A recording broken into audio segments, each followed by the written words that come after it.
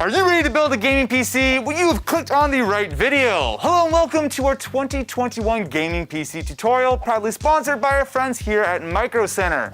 By the end of this video, you should have everything you need to know on not only picking out your components, but also how to put them together and build yourself that sweet new gaming rig. Shall we get started? The first place to start is with your processor. Now this is really the brain of the system, and it will impact a lot of your performance across the board. Now today we're going to be taking advantage of the Ryzen 5 5600X. Now of course this has been an incredibly popular processor, and therefore it is not the easiest to find, although of course we'll have links to all of the components we're using in the description of this video, but this is a great place to start. Now when it comes to building yourself a gaming PC, the gaming part is kind of important, and that is where a graphics card comes in. Now in this case we're going with a Gigabyte Aorus Master RTX 3070. This is a high-end card. It's not incredibly over the top like a 3090 or something would be, but this is a solid option, especially if you want to build something in that high but not extreme kind of price category, which is what this whole build is all about. Now the next part is a little bit more complicated, and it is your motherboard. So there are a bunch of things to keep in mind when choosing a motherboard, but the most basic version of it is this. A motherboard is essentially the motherboard that you connect all of your components to. First of all, you need to make sure that it is compatible with your CPU. So you see our little AMD Ryzen logo here. This means that it will work with our Ryzen 5 processor. But the other thing that you need to consider is the actual chipset and the features that are on board. So this is a B550 board, which means that it should fully support everything on our Ryzen 5 processor. So this is an ATX board. This is the standard size. You've got 7 slots. You can load up like graphics card, you can throw in like a network card, Wi-Fi, all kinds of stuff, including a capture card, right? This is probably what most people are going to want to go for, but for our purposes, the B550 Aorus Master is perfect. Next up, we have our memory, otherwise known as RAM. Now this is a little bit more simple. There are only 2 things you really need to pay attention to. Well, 3 if you care about the aesthetic and the RGB, but 2 as far as the actual functional difference. First of all, 16 gigs I think is a good sweet spot for a lot of gaming PC builds. So this one is clocked at 3600 megahertz, which is a good sweet spot for Ryzen, both 3rd and 5th generation. Obviously, you need to save a couple bucks, you can go a little bit lower than that, but that is the kit that we've opted for here. So today, we're going to be using probably the best SSD on the market for gamers right now, which is the Samsung 980 Pro. Not only is this going to give you incredibly fast load times, but it also is going to give you plenty of storage space as well. Now we've got all of our shiny new components, but the only thing we're missing here, besides a case, is something to power them with, which is where the aptly named power supply comes in. So this is a NZXT C750, which is what we're going to use for this system. When it comes to picking yourself a power supply, there are a few things to keep in mind. First of all is the wattage. Kind of self-explanatory, the whole purpose of the power supply is to power your components. Now they do actually come in a couple different sizes, so there are small form factor supplies. Those are usually only used for very small form factor builds. Most of the time you're going to use a standard size ATX. But if you take a look on the back of this box, you'll see a little 80+ gold badge. This is important. Now while yes, we could certainly get a cheaper 750 watt power supply, those are generally not 80+ rated, and you really want to look for that 80+ rating. Now comes the fun part, the case. Now this is really where you get to customize your system, right? So of course you can pick the actual level of performance of your components, but the case is the most visual part, right? So this is very much going to come down to what you want your gaming PC to look like. So this right here is a mid-tower ATX chassis.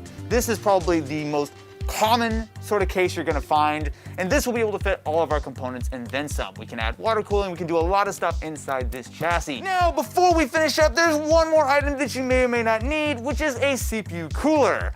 Now to clarify, you need a CPU cooler. The difference is some processors actually come with pretty decent stock heat sinks in the box. We're going to go with the NZXT Kraken X53. Every case has different configurations for how big the radiator can be, how many fans it can support, what kind of locations, all that kind of stuff. This is a pretty safe bet. This should fit in most chassis, but before you pick up any kind of liquid cooling, make sure it fits in your case. Before we continue, Micro Center has a very cool promotion going on right now where you can get yourself a free 32GB micro SD card as well as a free 32GB USB stick. And when I say free, I mean free. Of course, you have to pick it up in store, but other than that, check it out at the link in the description. And what could be better than something free? Other than, I don't know, maybe a free gaming PC tutorial on YouTube, perhaps? Now comes the fun part. So before we actually get started, all you need to do is make sure you have a nice work area prepped. Get yourself a nice sized table, just a hard surface, and try not to build on carpet. For tools, you need exactly one thing, a Phillips screwdriver. Now I have my handy kit here, which is an electric screwdriver. I have a bunch of bits, but honestly, this is not completely necessary. If you have an electric screwdriver, it's a little bit faster, but generally speaking, as long as you have a Phillips screwdriver, that is the only tool we will need to build ourselves a gaming PC. So the first step is to start disassembling the case. You don't have to go completely crazy, and every case is slightly different. So for example, the H510 has a nice tempered glass window, but all we need to do is set that off to the side. And then if we want to flip around to the back side, we can also remove the couple of screws that are holding the back panel on. So with that, we have much easier access to the system. So this is the back of the system. So this is where we can install something like a hard drive or an SSD here. Now the nice thing about what NZXT have done with this is they actually have some nice cable channels, which we will be taking advantage of later. Fun fact, cable management, it's, look, there's two schools of thought. You can run it nice and neat, or you can jam it all in and no one will ever look on the back of your system. It's up to you. The next step, of course, is going to be installing our power supply. Now this is actually pretty straightforward because really all we're gonna do for right now is just put it inside the chassis and screw it in. All the actual cable management and stuff will be done after we're done putting everything else in. So you can see that there are differently labeled components for things such as CPU, PCIe, which would be for graphics card, peripherals, SATA, motherboard, etc. But just keep in mind that when you go for a modular supply, it just means that your cable management can be a lot cleaner. You don't have to spend all kinds of time tucking 85 extra cables you don't need in the back panel. You can just plug in what you need. One of the main cables we're going to always use is a 20+4 pin. So you can see that it's broken up into two parts. So this is the part that goes into the power supply. You can see it's broken up here. And then the end is this very long cable like this. Motherboard 20+4 is right here. So if I set it down, all I need to do is connect the little part on the left side. It should just clip right in. These all go in one way. If you can see the little clip, it'll only go in the one way. And then we'll connect to the other side here, push it in until we get a little click. There we go. This part, the PSU part, obviously goes into our power supply. And then we have two 6+2 pin connectors. This is what powers the graphics card. And then we'll just plug it in just like we did before. And that will be another cable ready to go. Next up, we have the CPU power connector. Now this will also go to the motherboard. I'll show you in just a little bit, but again, we want to make sure that this is going to be plugged in. For this, it's just as simple as finding the CPU tag on our power supply and plugging the PSU end into it. And that's one more. Now for our specific motherboard, we do actually need to plug in a second one of these CPU power connectors. And once we get the click, we're good to go. Now SATA is used for a few things.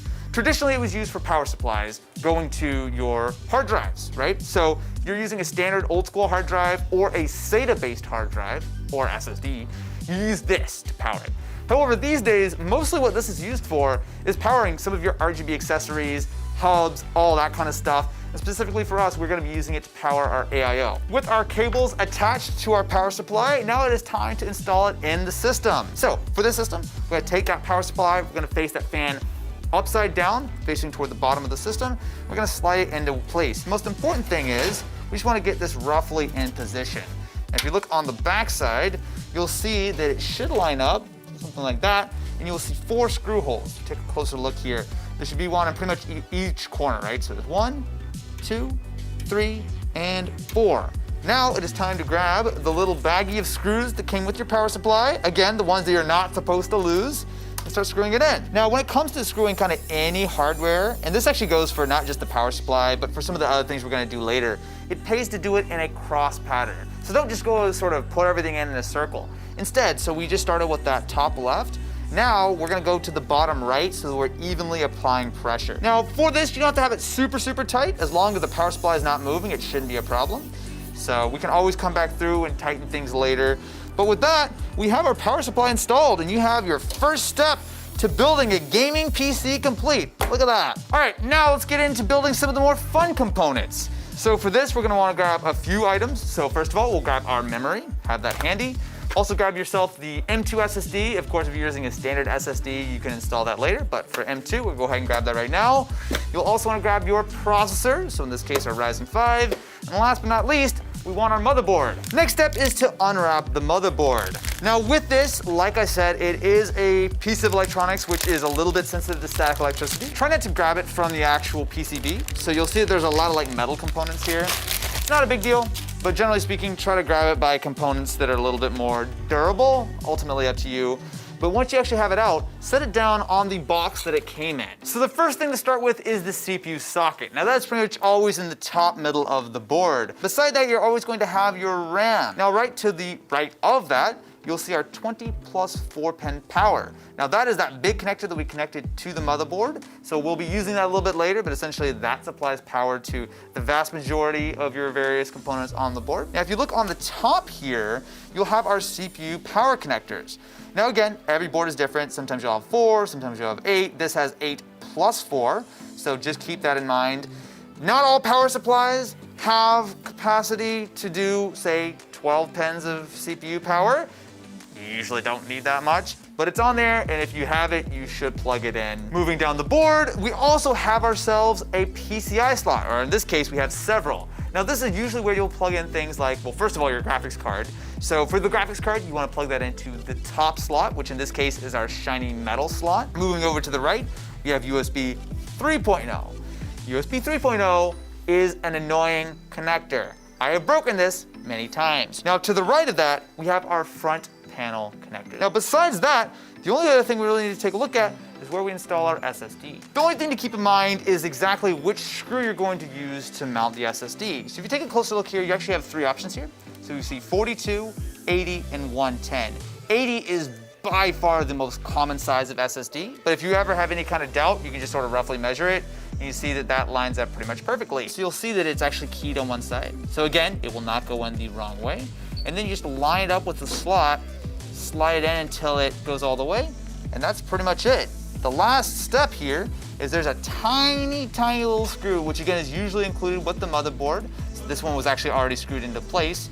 All we need to do is use this to hold down the SSD. So I'll just line it up like this, screw it in, and that is it. Before we put the little cover that was covering up the SSD back in, if you flip it around, you'll actually see that it already has a thermal pad already applied. Now we'll go ahead and remove the plastic here. Now this is not 100% necessary for all SSDs, but essentially this will just help to serve as a heat sink so the SSD won't get too warm. So we'll just slide it in like this. And then we're gonna gently drop it right on top of that SSD. And then the screw in the back should line up and we can screw it right down into place. Before we install the CPU, there's just one thing we need to do. So if you come over to the socket, you'll see there's a little retention arm on the side. Pull that out and up. It's literally all you need to do and it will get it all prepped. Pretty much the same process for an Intel motherboard. Now we'll grab our CPU. Now with the CPU, be careful, especially with an AMD CPU, grab it from the side, which you can see the plastic's kind of already cut out there for you. So grab it from the side, and again, just do not touch those pins. Now when it actually comes time to install it, there's a little gold arrow on both the front as well as on the back. It's a little smaller on the front, and that is going to line up with the corresponding arrow on the socket, right? So in this case, it looks like we're putting it in sort of sideways, but this is the correct orientation. When it comes time to install it, it's not that bad. Just be nice, smooth, and careful. So just we'll rest it in very gently. It should just drop right into place. There we go. Don't push it, don't force it, nothing like that. Once it's resting nicely in place, you take that arm, you push it down. Sometimes it's a little bit firmer than others, but besides that, congratulations, you just installed yourself a CPU. Pat yourself on the back. Next up, let's install our memory. So in this case, we have 2 DIMMs of G.Skill Ripjaws. Now, this board actually supports 4, and that actually does matter. Less so, again, on Intel, usually it's a little bit easier on that side, but for AMD, you actually want to put these into very specific slots. You'll see that about 2/3 of the way down, there's a little notch. This notch, again, surprise, surprise, means it goes in only one way. So if you come over to the board, you'll see that there's a little notch in each of the DIMM slots, right? Now, before we install it, you actually want to make sure that you're installing it into the correct slots. So again, for Intel, it doesn't make a massive difference. You just want to have it paired up in banks A or B. But for AMD, you want to specifically put it in the far right slot. So if you take a look, it actually says it on the board here. So you'll see that it has a little diagram here. So it's A1, A2, B1, B2 going from left to right. You actually want to populate A2 and B2 first, right? So instead of putting it in that first slot, I'm gonna put it in the second and the fourth slot. All you need to do is just take your memory, you line it up in the correct orientation. So again, making sure that notch is gonna clear. And then once it looks all fine, take your thumbs on each side and just firmly press until you hear clicks. There you go. Got the second module, line it up with our third slot, again, keeping in mind what the motherboard manufacturer recommends. And then again, we'll just line it up, make sure it works, and then boom. Okay, so with our system on its side, now it's time to drop the board in. Now, if you're using a motherboard that does not have the pre-installed I/O shield, this is the time where you would want to go ahead and snap that in the back. But because our system already has it, you can pretty simply drop it in. So if you take a look inside, you'll see that for this system, we already have all of our standoffs installed. So you see these little standoffs on the bottom, in the middle, as well as on the top. Now, because we have a chassis that already has these installed and we're using an ATX board, it drops right in. We don't have to do anything. Traditionally, a lot of systems at least will need you to install these yourself. Now, it will come inside a little box or bag of hardware that came with your system. So just keep an eye for that. So now we're just gonna gently drop it into place. So it should pretty much be lined up with the top of the chassis. So drop it in here. It's gonna be kind of hard to get on camera, but essentially we're gonna move the board forward until we see that middle slot.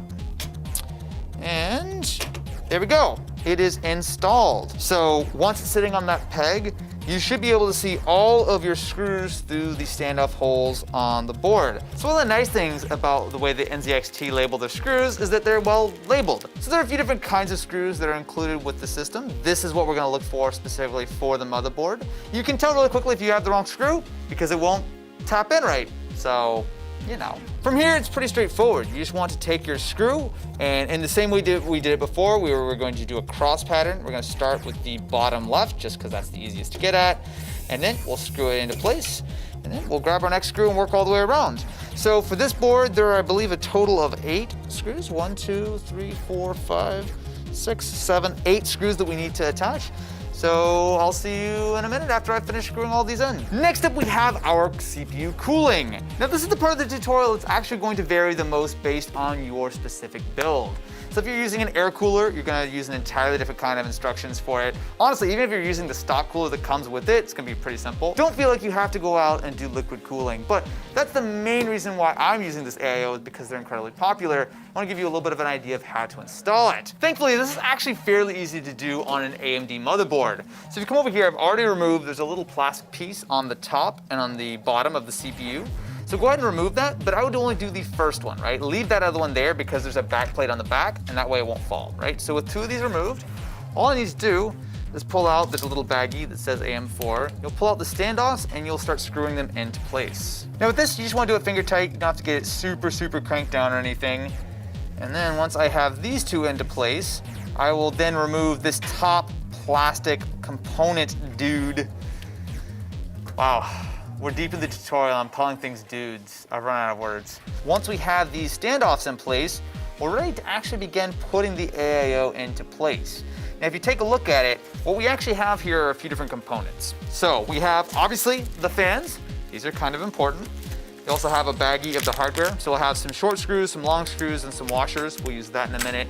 But the most important component here really is going to be the AIO and the pump as well. So this is the radiator. So what you can do is think about this as where we're gonna remove all of that heat, right? Now, for this, the first thing to learn is just how the airflow works, right? So if you look at the fan, this is the front, right? So air is coming in through this side. And if you flip it around, you'll see the actual frame of it as well as the cable. This is where air is coming out of. So we have 2 of our fans. Now, before we mount these, there are different ways to do it, but this actually makes it easy. So if you come take a look at this, I actually have a little plate that I can remove, right? So not all cases are gonna have this, but this is essentially a bracket. So the way we're going to do it is simple. So we're gonna start with our fan facing inward, then we're gonna have our plate, and then we're going to put our actual radiator on top. Now the only thing we need to do here before we get started is just pull out our hardware. So that is where we're gonna use these long screws, as well as you're gonna use washers. So once you just sort of slot that through, if I flip the entire thing over and make sure it's all aligned, it should just go straight in. Doesn't have to be super tight. Honestly, you may need to wiggle things around to make sure that the second fan fits, but that's on there. Now we'll take another screw, we'll take another washer, and again, we'll use the cross pattern to attach it on the bottom. Having a plate that removes like this makes this a lot simpler because some cases you'll kind of have to be like crouched in here and you're like trying to screw it from the top and from the side, and obviously you got this whole thing dangling from the bottom, so you want to be a little careful. So that is pretty much what it's going to look like. So we have our fan on that side, and then this is going to live something like that. So once you've confirmed this actually all fits, we can go ahead and take it back out and finish screwing the rest of it in and get these fans nice and tight. Now comes the fun part. Let's install the pump, and then the CPU is essentially going to be done. Couple things to learn here. First of all, there are different retention brackets that will hold it in, right? So we've removed all the plastic, so again, just don't touch that part. This is the one for AM4. It's labeled in the instructions. It's taller and narrower, so it's a little bit more of like a rectangular shape.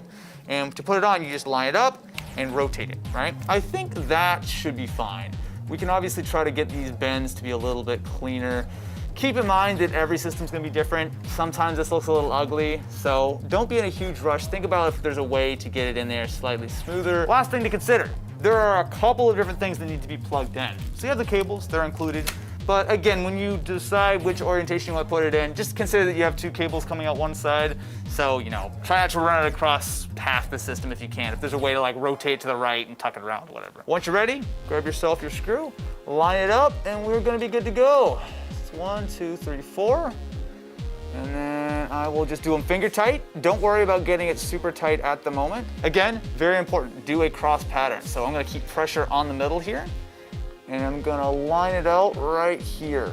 But basically just sort of evenly apply pressure, and you actually wanna go all the way around a couple times to make sure that that thermal paste is spreading out nice and neatly. Now don't worry about our cables, we're gonna move that a little bit out of the way, but let me find my screwdriver, and what we'll do is we'll just tighten that up. Again, just go around a couple times, nice and slow, so you're evenly applying that pressure, and we're pretty much done. We're gonna have an AIO installed. Got that liquid action, my friends. So when it comes to cable management, one of the nice things about this NZXT case is they've actually done a lot of the work for you. So you see you actually have cable channels here as well as the little like Velcro ties to hold them down.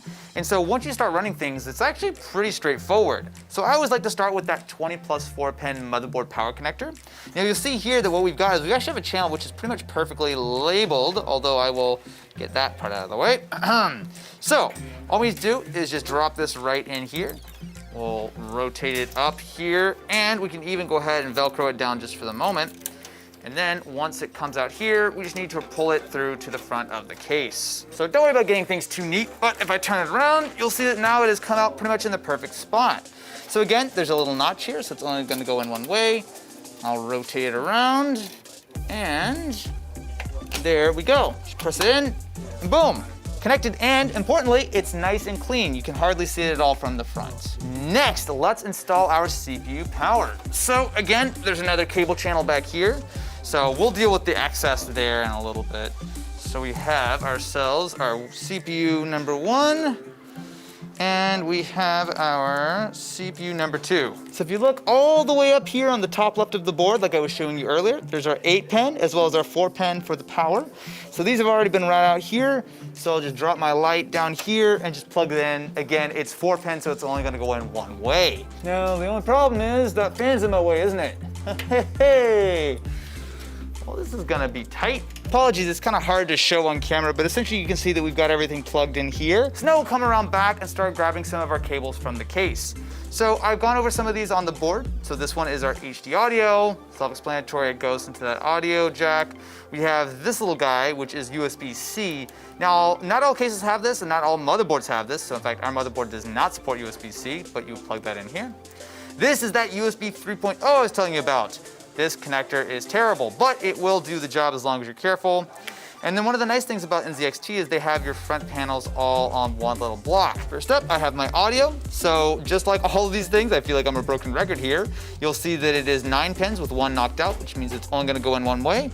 And I'm gonna rotate around and plug it into my audio port right here on the bottom left of the motherboard. So now I'm gonna route my USB 3, and that one does have the notch, so it goes in the one way. So we'll just rotate it around and slide it right into place. Just be firm with it, push it in, make sure it's all the way seated, and try never to touch it again. Now we have the fun part, which is our front panel little header. This is gonna be far simpler than usual because I literally have to just line it up and plug it directly in. Now they did give you that little cheater in case your board is different, but I think this all should line out. And if I plug it in like this, hopefully that'll be everything. Coming back to the cables that came with our all-in-one liquid cooler, you'll see that this is the part that goes into the actual cooler. So that'll be mounted right here on the side. And then it has all kinds of fun goodies to plug into. So we have a pump header. So this will go to the motherboard. You'll see it's 3 pins with a notch on either side. You'll also see we have this little guy, as well as we have our SATA power. Grabbing my splitter that came with the AIO, I'm gonna take my 4-pin fan header. You can see right here, it's got the 2 little notches. I'm gonna plug that into my CPU fan. Now that is gonna go right on the top. And then I'm gonna route the rest of that cable through the back, and we'll deal with that in just a second. And then I'm also going to, at the same time, run the cable for the pump. So with the little 10-pin connector that came with our AIO, we're gonna now plug that into the side. It should just clip right in. And then with that, we have a bunch of these cables which we can route around, but this little 3-pin, that is gonna go into our CPU optional connector, which is right up here. So now we have both of them connected. We just need to route these 2 extra cables through to the back of the system. And I'm gonna use that same little hole in the top of the chassis to make it as neat as possible. Now we're gonna plug that micro USB cable that we also got with the AIO in. Just gonna plug in one way, and then I'm gonna pull the slack through on the back. Now, we have a couple of things to connect back here before we move on. So, first of all, we have the fans. So we have our 2 fan headers, or fan cables that came from the 2 fans in the front. We wanna connect these to that little extension that we ran earlier, right? So it should be pretty straightforward, so we'll just plug it in. They're notched, so yet again, there's only one way to plug them in, so that's 1. And this is 2, boom, easy enough. Now, beyond that, we also have one more cable we need to look for, which is that SATA power. So this is what's gonna power the pump, and that can plug into the SATA power from our power supply. So again, very simple. We'll deal with cable management in a minute. We just wanna make sure it actually posts first. So, plug that in. Again, because it is notched, it goes in exactly one way. And we are getting a lot closer. Next, let's take the USB 2.0 header from that micro USB cable we just plugged in to the side of the pump. We're gonna run that down. I'm just gonna run it through this cable channel here. Again, we'll kind of clean things up later once we know that it all works. And now we'll route it back out in the front. Pull it out here and plug it right into the motherboard USB 2.0 header. That way you can easily change stuff like the RGB lighting and whatnot on the system. So we have the 2 fans that came in the case that we now need to plug into the motherboard. So I've reached around to the back. Now this is gonna vary based on where the fan headers are on your motherboard. So I've routed mine over to the side here, and we're gonna plug that right into the system fan header on the right side. So that will be 1, and then I will grab the second one, which has also already been run, and that can run right beside it. That, my friends, is almost a fully completed gaming PC. There may be one thing missing though, the graphics card, which we've saved the best for last, because trust me, this is not the hard part. So this is our RTX 3070. Now, it's a fairly straightforward kind of installation. Just a couple things to keep in mind. Obviously, we have our fans, pretty straightforward. Down here on the bottom is our PCI slot. So this is the actual connector that goes inside the PCI slot on the motherboard, right? So it slides right in. On the back, these are all of our various display outs. They usually have these little plastic protectors. We're gonna just get rid of all of these. This is where you find your HDMIs, your display ports. Older graphics cards will have like DVI and whatnot. But this is what is going to go out the back of the case. Now, this is something that is gonna vary based on what case you're using, but you can see that we need to install it right here. Now, sometimes you can just remove the little screws holding the PCI cover. For this though, we actually have 2 little like screws holding a plate in. Take off this little plate, and then we get easy access to the screws. The only thing to do here is just make sure you're actually taking out the right screws, which is not as easy as it might seem, because before, you always just put it in the top slot. If you actually look inside this case, our PCI slot's actually on the second, right? So if I line it up just to make sure, we should see something like this, which would, yes, mean that we need to take the second and the third PCI cover out. Now, it is as simple as grabbing your graphics card, lining it up with where it needs to go on the motherboard, just keeping in mind that you do need to go directly into that top slot, or the topmost 16X slot. So we'll line it up there, and then just press it until it clicks. There we go. Now, because this is a heavy graphics card, I would recommend keeping a hand on it while you screw it into place, because otherwise it's not gonna wanna stay. So now I'm gonna run our two 6+2 PCIe power cables from the power supply and simply plug them into the card. Usually they're gonna be on this sort of leading edge. Sometimes they'll be on the back, but it just depends on the card. And with that, we just kind of pinch them together. So if you're using 8 pins like this, just make sure it kind of snaps. Otherwise it will not wanna, well, it'll fight you. It'll fight you on the way in. And now, we have built ourselves a gaming PC. There might be some cables that need to be cleaned and whatnot. But at this point, we're actually ready to make sure the power supply is flipped on, plug everything in, and see if it actually works. And if it doesn't, start troubleshooting. The moment of truth is here. So we've plugged in HDMI to our graphics card, we've plugged in our power supply, made sure it's on, and plugged in a mouse and keyboard. Now, let's press the power button and hope it works. Hey, all right, so we have 1, 2 fans spinning. We have the fans on the AIO spinning. The graphics card is graphics carding with our little display. We have our AIO on. We're running through codes. And then if we give it a few seconds, we should see something pop up on the display. So we have our Ryzen 5 5600X. I will say one of our memory modules is not showing up, so I'll just try to reseat that in a second. We have our 980 Pro SSD, and we have our 4 fans, even though it shows up as 3 because we have it all connected. All right, so with that, I'm gonna make sure that RAM module is properly seated, and we have successfully built ourselves a gaming PC. From here, go ahead and turn it off, do a little bit of cable management, tie some things up in the back, get Windows installing, and you've successfully built yourself a gaming PC. So thank you very much for watching. Please, if you found this tutorial helpful, subscribe to the channel because we do a lot of PC builds like this. And again, if you want to check out any of the components that we use for this build, the links will be in the description from our wonderful sponsor, Micro Center, who graciously allow me to crash their spot all day long as I showed you how to build a computer. Anyway, thank you very much for watching. We'll see you next time.